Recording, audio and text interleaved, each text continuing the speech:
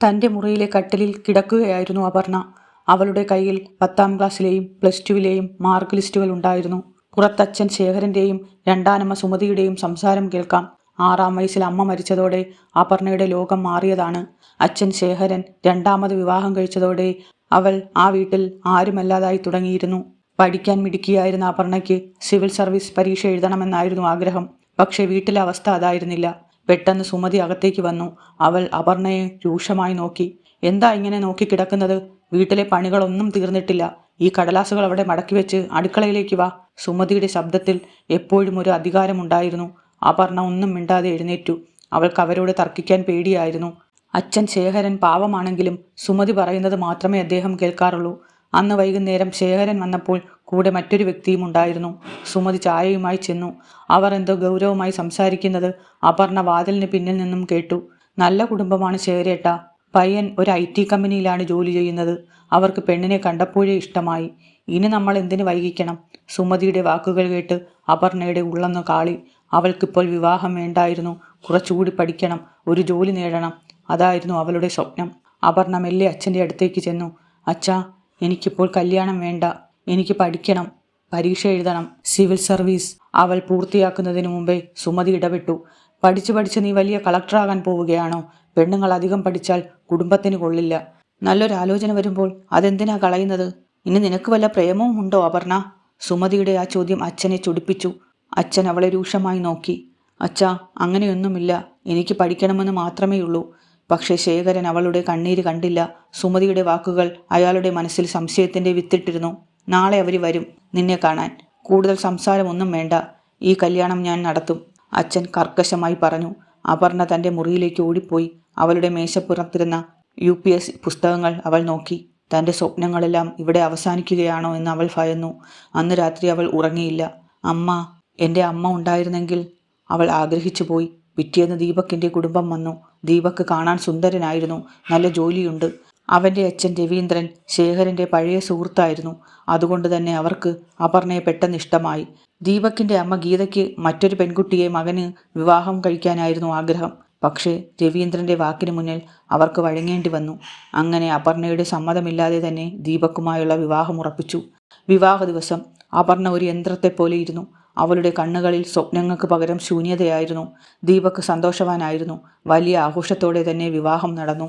വിവാഹത്തിന് ശേഷം ദീപക്കിൻ്റെ വീട്ടിലേക്ക് എത്തിയപ്പോൾ അപർണയ്ക്ക് അതൊരു പുതിയ ലോകമായിരുന്നു. പക്ഷെ അവിടെ തന്നെ കാത്തിരിക്കുന്നത് വലിയൊരു ചതിക്കുഴിയാണെന്ന് അവൾ അറിഞ്ഞില്ല.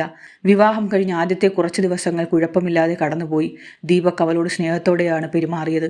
പക്ഷെ ദീപക്കിൻ്റെ അനിയത്തി അഞ്ജലിയും അമ്മ ഗീതയും അപർണയെ അംഗീകരിക്കാൻ തയ്യാറായിരുന്നില്ല. ഇവൾ കാണാൻ ഇത്രയൊക്കെ ഉള്ളൂ. ദീപക്കിന് ഇതിലും നല്ല പെണ്ണിനെ കിട്ടുമായിരുന്നു.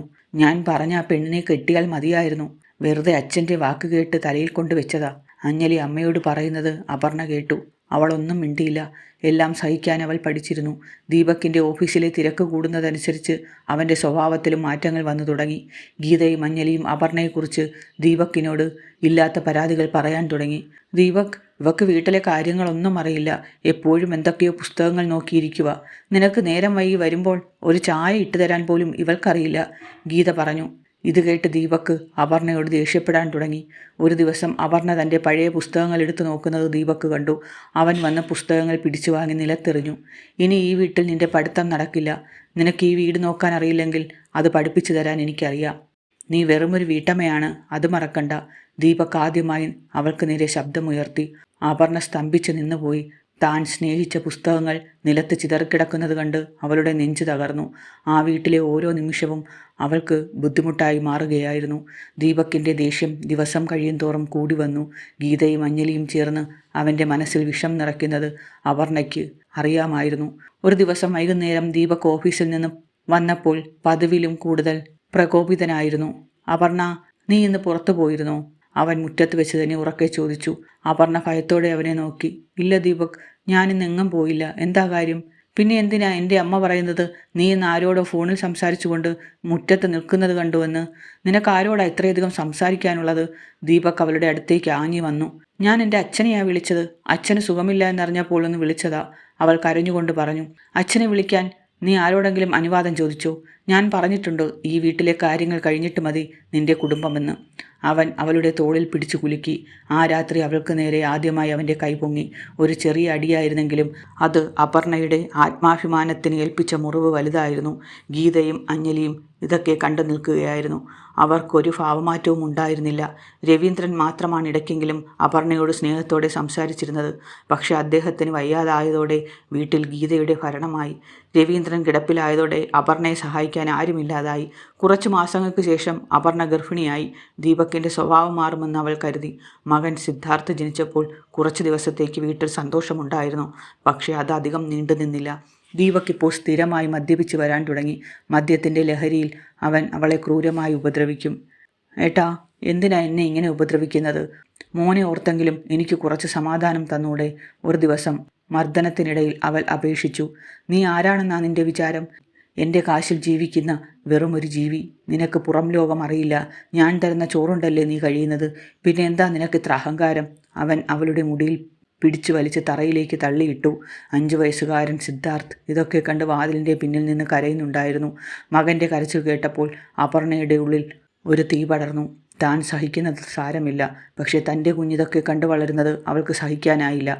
അച്ഛാ, അമ്മയെ തല്ലല്ലേ? സിദ്ധാർത്ഥ് ഓടി വന്ന് ദീപകിൻ്റെ കാലിൽ പിടിച്ചു. നീ അധികം സംസാരിക്കണ്ട. നിന്റെ അമ്മയെപ്പോലെ തന്നെ നിന്നെയും ഞാൻ നന്നാക്കി തരാം. ദീപക് മകൻ്റെ നേരെ കൈ ഓങ്ങിയപ്പോൾ അപർണ അവന് മുന്നിൽ ഒരു മതിലായി വന്ന് നിന്നു. സിദ്ധാർത്ഥിനെ തൊട്ടുപോകരുത്. എന്നെ നിങ്ങൾ എന്ത് വേണമെങ്കിലും ചെയ്തോ, പക്ഷേ എൻ്റെ മകൻ്റെ മേൽ കൈവച്ചാൽ ഞാൻ സഹിക്കില്ല. അവരുടെ ശബ്ദത്തിലെ ദൃഢത കണ്ട് ദീപക് ഒരു നിമിഷം പതറി. അവൻ ശാപവാക്കുകൾ വിളിച്ചു പറഞ്ഞ് പുറത്തേക്ക് പോയി. പിറ്റേന്ന് സിദ്ധാർത്ഥിന് നല്ല പനിയായിരുന്നു. അപർണ ദീപകിനെ വിളിച്ചുണർത്തി. ദീപക്, മോന് നല്ല പനിയാണ്, നമുക്കൊന്ന് ഹോസ്പിറ്റലിൽ പോകണം. ദീപക് കണ്ണു തുറക്കാതെ പറഞ്ഞു. എനിക്ക് ഓഫീസിൽ പോകാനുള്ളതാണ്. നിനക്ക് കൊണ്ടുപോകണമെങ്കിൽ ഒരു ഓട്ടോ വിളിച്ചു കൊണ്ടുപോയിക്കോ. എന്നെക്കൊണ്ട് പറ്റില്ല.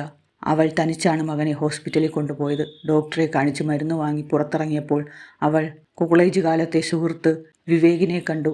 അപർണ, നീ എവിടെയായിരുന്നു? എന്തായി കോലം? വിവേക് ഞെട്ടലോടെ ചോദിച്ചു. അപർണയുടെ കണ്ണുകൾ നിറഞ്ഞു.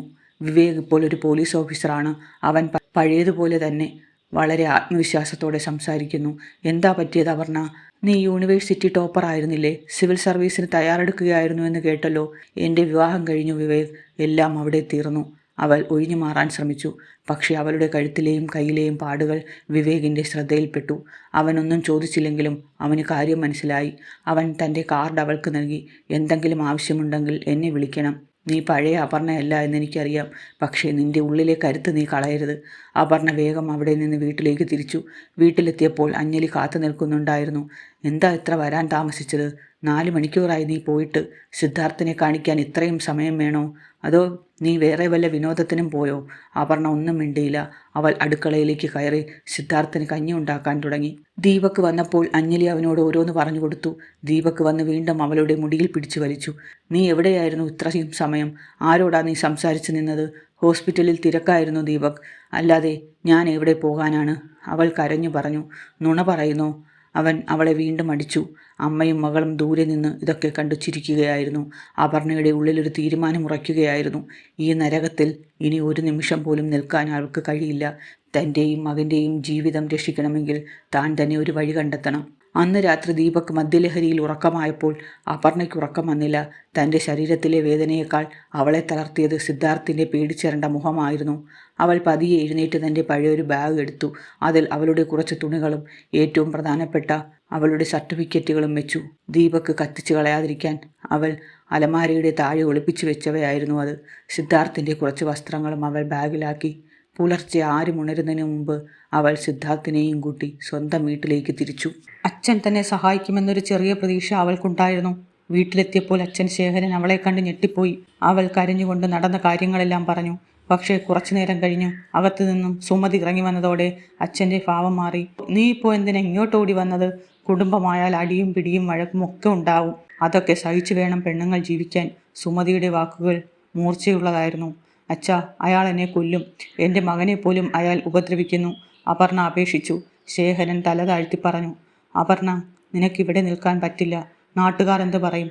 വിവാഹം കഴിഞ്ഞ് തിരിച്ചു വരുന്ന പെണ്ണ് ഈ വീടിന് അപമാനമാണ്. നീ നാളെ തന്നെ നിന്റെ വീട്ടിലേക്ക് തിരിച്ചു പോകണം. സ്വന്തം അച്ഛനിൽ നിന്നും ആ വാക്കുകൾ കേട്ടപ്പോൾ അപർണയുടെ അവസാന പ്രതീക്ഷയും മറ്റുപോയി. അന്ന് രാത്രി ആ വീട്ടിലൊരു മൂലയിൽ കിടക്കുമ്പോൾ അവൾ ഒരു കാര്യം ഉറപ്പിച്ചു. ഇനി ആരുടെ മുന്നിലും കൈനീട്ടാനോ കരയാനോ ഞാനില്ല. പിറ്റേന്ന് രാവിലെ ആരോടും യാത്ര പറയാതെ അവൾ ബാഗും എടുത്ത് അവിടെ നിന്ന് ഇറങ്ങി. കയ്യിൽ വളരെ കുറച്ച് പണം മാത്രമേ ഉണ്ടായിരുന്നുള്ളൂ. അവൾ നേരെ വിവേകിനെ വിളിച്ചു. വിവേക് നൽകിയ അഡ്രസ്സിൽ അവൾ അവനെ പോയി കണ്ടു. വിവേക്, എനിക്കൊരു താമസ സ്ഥലം വേണം. എങ്ങനെയെങ്കിലും എന്നെ ഒന്ന് സഹായിക്കാമോ? വിവേക് അവളെ സമാധാനിപ്പിച്ചു. നീ വിഷമിക്കേണ്ട പറഞ്ഞ, എനിക്കറിയാവുന്ന ഒരു ചെറിയ വീടുണ്ട്.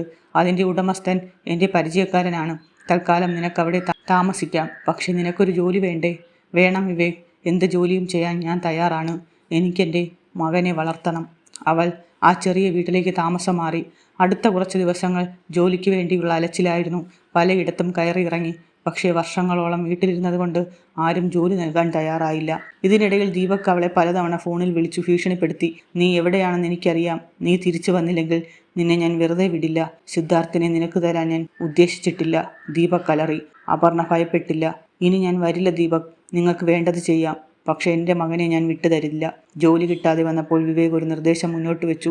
അപർണ, നിനക്ക് അറിവുള്ള കാര്യങ്ങൾ മറ്റുള്ളവർക്ക് പഠിപ്പിച്ചു കൊടുത്തൂടെ? നീ പണ്ട് സിവിൽ സർവീസ് പരീക്ഷയ്ക്ക് പഠിച്ചതല്ലേ? ആ അറിവ് വെച്ച് നിനക്ക് കുട്ടികൾക്ക് ട്യൂഷൻ എടുത്തു തുടങ്ങാം. അപർണയ്ക്ക് അതൊരു നല്ല ആശയമായി തോന്നി. അവൾ ആ വീടിൻ്റെ വരാന്തയിൽ ഒരു ബോർഡ് വെച്ചു. PSC UPSC coaching centre. ആദ്യമൊന്നും ആരും വന്നില്ല. പക്ഷെ അവൾ തളർന്നില്ല. അവൾ നഗരത്തിലെ തിരക്കേറിയ സ്ഥലങ്ങളിൽ പോയി നോട്ടീസുകൾ വിതരണം ചെയ്തു. കുറച്ച് ദിവസങ്ങൾ കഴിഞ്ഞപ്പോൾ 2 കുട്ടികൾ പഠിക്കാൻ വന്നു. അപർണ തൻ്റെ സർവ്വ അറിവും ഉപയോഗിച്ച് അവരെ പഠിപ്പിച്ചു. അവളുടെ പഠിപ്പിക്കൽ രീതി അവർക്ക് പെട്ടെന്ന് ഇഷ്ടമായി. അവർ വഴി മറ്റു കുട്ടികളും അറിഞ്ഞു. ആ ആഴ്ച തന്നെ കുട്ടികളുടെ എണ്ണം 10 ആയി. അവൾക്ക് കിട്ടിയ ആദ്യത്തെ ശമ്പളം കൊണ്ട് സിദ്ധാർത്ഥിന് നല്ല വസ്ത്രങ്ങളും ഭക്ഷണവും വാങ്ങി നൽകിയപ്പോൾ അവൾ അനുഭവിച്ച സന്തോഷം വിവരിക്കാൻ പറ്റാത്തതായിരുന്നു. അതേസമയം ദീപകിന്റെ വീട്ടിൽ കാര്യങ്ങൾ കുഴപ്പത്തിലായിരുന്നു. അപർണ പോയതോടെ വീട്ടിലെ പണികൾ മുഴുവൻ അഞ്ജലിക്കും ഗീതയ്ക്കും ചെയ്യേണ്ടി വന്നു. അവർ തമ്മിൽ വഴക്കായി. ദീപകിന്റെ ഓഫീസിലെ പെർഫോമൻസ് മോശമായതോടെ അവന് ജോലിയിൽ നിന്ന് മുന്നറിയിപ്പ് ലഭിച്ചു. അപർണ എങ്ങനെയെങ്കിലും തിരിച്ചു വന്നിരുന്നെങ്കിൽ എന്ന് ഗീത ആഗ്രഹിച്ചു തുടങ്ങി. പക്ഷെ അപർണ അപ്പോഴേക്കും തൻ്റെ പുതിയ ജീവിതത്തിലേക്ക് ചുവടുവെച്ച് കഴിഞ്ഞിരുന്നു. അപർണയുടെ ചെറിയ വരാന്തയിൽ ഇപ്പോൾ കുട്ടികളുടെ തിരക്കായി തുടങ്ങി. താൻ പണ്ട് സ്വപ്നം കണ്ടിരുന്ന IAS പദവിയിലേക്ക് എത്താൻ കഴിഞ്ഞില്ലെങ്കിലും ആ സ്വപ്നത്തിലേക്ക് മറ്റുള്ളവരെ കൈപിടിച്ചുയർത്തുന്നത് അവൾക്ക് വലിയ ആശ്വാസമായി. പഠിപ്പിക്കുന്നതിനിടയിൽ അവൾ തൻ്റെ സങ്കടങ്ങളെല്ലാം മറന്നു. സിദ്ധാർത്ഥ് അടുത്തുള്ള സ്കൂളിൽ പോകാൻ തുടങ്ങി. അവൻ്റെ മുഖത്തെ പേടി മാറി. പകരം ഒരു കുസൃതി നിറഞ്ഞ ചിരി തെളിഞ്ഞു വരുന്നത് കാണുമ്പോഴാണ് അപർണയ്ക്ക് സമാധാനം തോന്നുക. എന്നാൽ ഈ സന്തോഷം അധികം നീണ്ടു നിന്നില്ല. ഒരു ശനിയാഴ്ച വൈകുന്നേരം ക്ലാസ് കഴിഞ്ഞിരിക്കുമ്പോൾ മുറ്റത്തൊരു ഓട്ടോ വന്നു നിന്നു. അതിൽ നിന്നിറങ്ങിയ രൂപം കണ്ട് അപർണയുടെ ഉള്ളന്നു വിറച്ചു. അത് ദീപക്കായിരുന്നു. അവൻ്റെ കണ്ണുകൾ ചുവന്നിരുന്നു. വസ്ത്രങ്ങൾ അലക്ഷ്യമായിരുന്നു. മദ്യത്തിൻ്റെ മണം മുറ്റത്ത് പടർന്നു. എന്തിനാ ഇങ്ങോട്ട് വന്നത്? അപർണ ഗേറ്റിനരികിലേക്ക് നടന്നു. നീ ഇപ്പോൾ വലിയ ആളായല്ലോ. എൻ്റെ അനുവാദമില്ലാതെ വീട്ടിൽ നിന്നിറങ്ങി ഇവിടെ വന്ന് കച്ചവടം തുടങ്ങിയോ നീ? ദീപക് പരിഹാസത്തോടെ ചിരിച്ചു. അവൾ പഠിപ്പിക്കുന്ന ബോർഡിലേക്ക് അവൻ ദേഷ്യത്തോടെ നോക്കി. എനിക്ക് ജീവിക്കണം ദീപക്. എൻ്റെ മകനെ വളർത്തണം. അതിനെനിക്ക് നിങ്ങളെ ശല്യം ചെയ്യേണ്ട ആവശ്യമില്ല, അപർണ ഉറച്ച ശബ്ദത്തിൽ പറഞ്ഞു. ദീപക് ഗേറ്റ് തള്ളി തുറന്നകത്തേക്ക് കയറി. നിനക്ക് ജീവിക്കാൻ എൻ്റെ കാശ് വേണ്ടായിരിക്കും. പക്ഷെ എനിക്ക് എൻ്റെ മകനെ വേണം. സിദ്ധാർത്ഥ് എവിടെ? അവനെ എനിക്കിപ്പോൾ കൊണ്ടുപോകണം. അവൻ വീട്ടിലേക്ക് കയറാൻ ശ്രമിച്ചു. സിദ്ധാർത്ഥ് വരില്ല. അവൻ്റെ അച്ഛൻ അവനെ എങ്ങനെയാണ് നോക്കുന്നതെന്ന് അവനറിയാം. ദയവായി നിങ്ങൾ ഇവിടുന്ന് പോകണം. അപർണ അവനെ തടയാൻ നോക്കി. ദീപക് അവളെ തള്ളി മാറ്റി. അവൾ താഴെ വീണു. തറയിൽ തട്ടി അവളുടെ കൈ മുറിഞ്ഞു. ചോര വരുന്നത് കണ്ടിട്ടും ദീപക് നിർത്തിയില്ല. അവൻ വീട്ടിനുള്ളിൽ കയറി സിദ്ധാർത്ഥിനെ തിരയാൻ തുടങ്ങി. സിദ്ധാർത്ഥ് മുറിക്കുള്ളിൽ പേടിച്ച് വിറച്ചിരിക്കുകയായിരുന്നു. അപ്പോഴാണ് മുറ്റത്തേക്കൊരു പോലീസ് ജീപ്പ് വന്നു നിന്നത്. വിവേകായിരുന്നു അതിൽ. അപർണയെ ദീപക് ശല്യം ചെയ്യാൻ സാധ്യതയുണ്ടെന്ന് കരുതി അവൻ ഇടയ്ക്കിടയ്ക്ക് ആ വഴി വരാറുണ്ടായിരുന്നു. ദീപക് സിദ്ധാർത്ഥിനെ കയ്യിൽ പിടിച്ച് വലിക്കുന്നത് കണ്ട് വിവേക് ഉള്ളിലേക്ക് ഓടിക്കയറി. കൈവിടടാ! വിവേകിന്റെ ഗർജനം കേട്ട് ദീപക് ഞെട്ടിപ്പോയി. പോലീസിനെ കണ്ടതും അവൻ്റെ കൈകൾ താനെ അയഞ്ഞു. വിവേക്, ഇവൻ എൻ്റെ മകനെ കൊണ്ടുപോകാൻ നോക്കുകയാണ്, അപർണ കരഞ്ഞുകൊണ്ട് പറഞ്ഞു. വിവേക് ദീപകിന്റെ ഷർട്ടിൽ കുത്തിപ്പിടിച്ചു. ഇത് നിന്റെ വീടല്ല. അതിക്രമിച്ച് കയറിയതിനും സ്ത്രീയെ ഉപദ്രവിച്ചതിനും നിന്നെ എനിക്കിപ്പോൾ അകത്തിടാം. മര്യാദയ്ക്ക് ഇറങ്ങിപ്പോയാൽ നിനക്ക് നല്ലത്. ദീപക് വിവേകിനെ ഒന്ന് തുറച്ചു നോക്കി. യൂണിഫോമിനോടുള്ള പേടി കാരണം അവൻ പിന്തിരിഞ്ഞു. നീ ഇതിനനുഭവിക്കും അപർണ. നിന്നെ ഞാൻ കോടതിയിൽ കാണുന്നുണ്ട്. എൻ്റെ മകനെ കൊണ്ടുപോകാൻ എനിക്കറിയാം. അവൻ ഭീഷണിപ്പെടുത്തിക്കൊണ്ട് അവിടെ നിന്നിറങ്ങി. ആ സംഭവം അപർണയെ തളർത്തിയില്ല, പകരം കൂടുതൽ കരുത്തുള്ളവളാക്കി. നിയമപരമായി നീങ്ങുകയല്ലാതെ വേറെ വഴിയില്ലെന്ന് അവൾക്ക് മനസ്സിലായി. അവൾ വിവേകിന്റെ സഹായത്തോടെ ഒരു വക്കീലിനെ കണ്ടു. വിവാഹമോചനത്തിനും സിദ്ധാർത്ഥിന്റെ സംരക്ഷണാവകാശത്തിനുമായി അവൾ കോടതിയിൽ കേസ് ഫയൽ ചെയ്തു. കുറച്ച് ദിവസങ്ങൾക്ക് ശേഷം കോടതിയിൽ നിന്നും ദീപകിന് നോട്ടീസ് പോയി. അത് കിട്ടിയതോടെ അവന്റെ ദേഷ്യം ഇരട്ടിച്ചു. ഗീതയും അഞ്ജലിയും അവനെ കൂടുതൽ പ്രകോപിപ്പിച്ചു.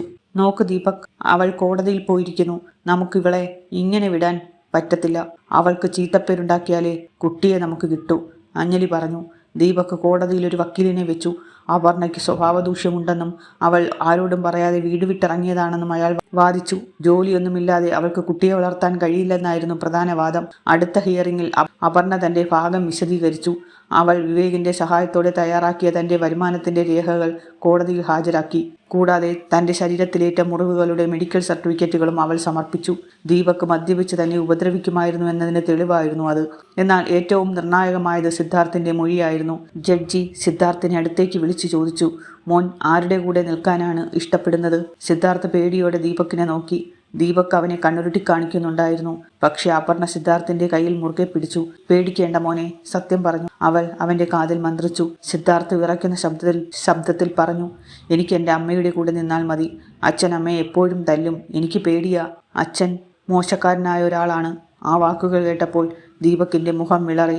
ജഡ്ജിയുടെ മുഖം ഗൗരവമായി. സിദ്ധാർത്ഥിനെ സംരക്ഷിക്കാനുള്ള എല്ലാ അവകാശവും താൽക്കാലികമായി അപർണയ്ക്ക് കോടതി നൽകി. കേസ് കൂടുതൽ അന്വേഷണത്തിനായി മാറ്റിവെച്ചു. കോടതിയിൽ നിന്നും പുറത്തിറങ്ങിയ അപർണയ്ക്ക് തന്റെ ലക്ഷ്യത്തിലേക്കുള്ള ആദ്യപടി കടന്ന ആശ്വാസം തോന്നി. കോടതി നൽകിയ താൽക്കാലിക വിധി അപർണയ്ക്ക് വലിയൊരു ആശ്വാസമായിരുന്നു. എങ്കിലും ദീപക് വെറുതെ ഇരിക്കില്ലെന്ന് അവൾക്ക് ഉറപ്പായിരുന്നു. കോടതിക്ക് പുറത്ത് വെച്ച് അവൻ അവളെ നോക്കിയ ആ നോട്ടത്തിൽ പക ജ്വലിക്കുന്നുണ്ടായിരുന്നു. പക്ഷെ ഇപ്പോൾ അപർണയ്ക്ക് ഭയമില്ല. താൻ തനിച്ചല്ലെന്നും തന്റെ അറിവും അധ്വാനവും തനിക്ക് തുണയുണ്ടെന്നും അവൾ തിരിച്ചറിഞ്ഞു. അടുത്ത കുറച്ചു മാസങ്ങൾ അപർണയുടെ ജീവിതത്തിലെ ഏറ്റവും തിരക്കേറിയ നാളുകളായിരുന്നു. അവളുടെ ട്യൂഷൻ സെന്റർ ഇപ്പോൾ ഒരു ചെറിയ സ്ഥാപനമായി വളർന്നിരുന്നു. 10 കുട്ടികളിൽ നിന്നും അത് 50ലേക്ക് ഉയർന്നു. വീടിന്റെ വരാന്തയിൽ നിന്നും അവൾ അടുത്തുള്ള ഒരു പഴയ കെട്ടിടത്തിന്റെ മുകളിലത്തെ നില വാടകയ്ക്കെടുത്തു. അവിടെ അവൾ ക്ലാസ് മുറികൾ സജ്ജീകരിച്ചു. തന്റെ സ്ഥാപനത്തിന് അവൾ വിദ്യ അക്കാദമി എന്ന് പേരിട്ടു. ഇതിനിടയിൽ ദീപകിന്റെ അവസ്ഥ മോശമായി കൊണ്ടിരുന്നു. അപർണ പോയതോടെ വീട്ടിലെ സമാധാനം പൂർണ്ണമായും തകർന്നു. മദ്യപാനം കൂടിയതോടെ ഓഫീസിലെ ജോലിയിൽ അവന് വലിയ വീഴ്ചകൾ പറ്റി. ഒടുവിൽ കമ്പനി അവനെ പിരിച്ചുവിട്ടു.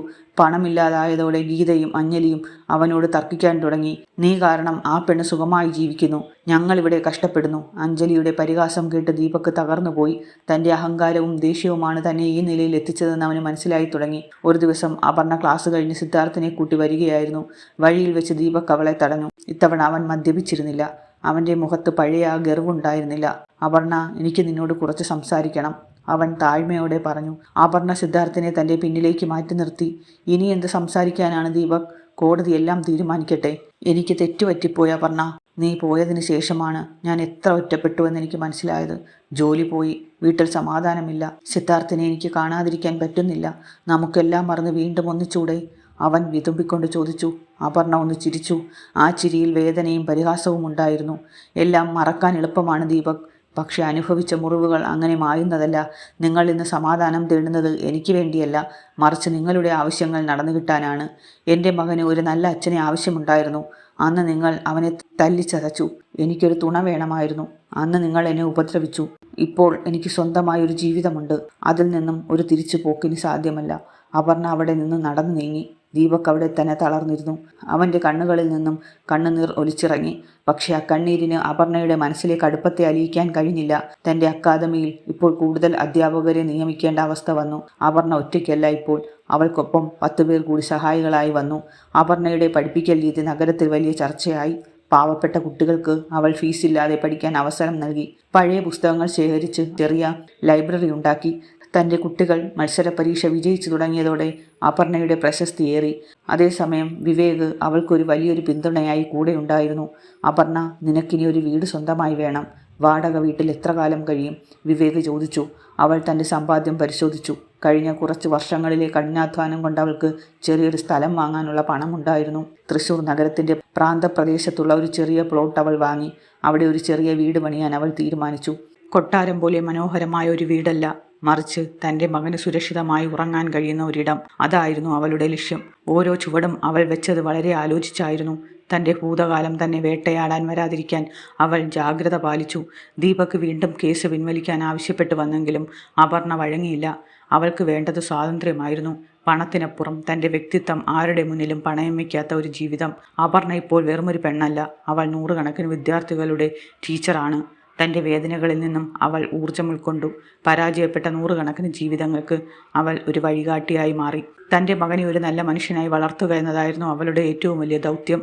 അപർണയുടെ പുതിയ വീടിൻ്റെ പണി പൂർത്തിയായി കൊണ്ടിരുന്നു. അത് വലിയൊരു കൊട്ടാരമായിരുന്നില്ല.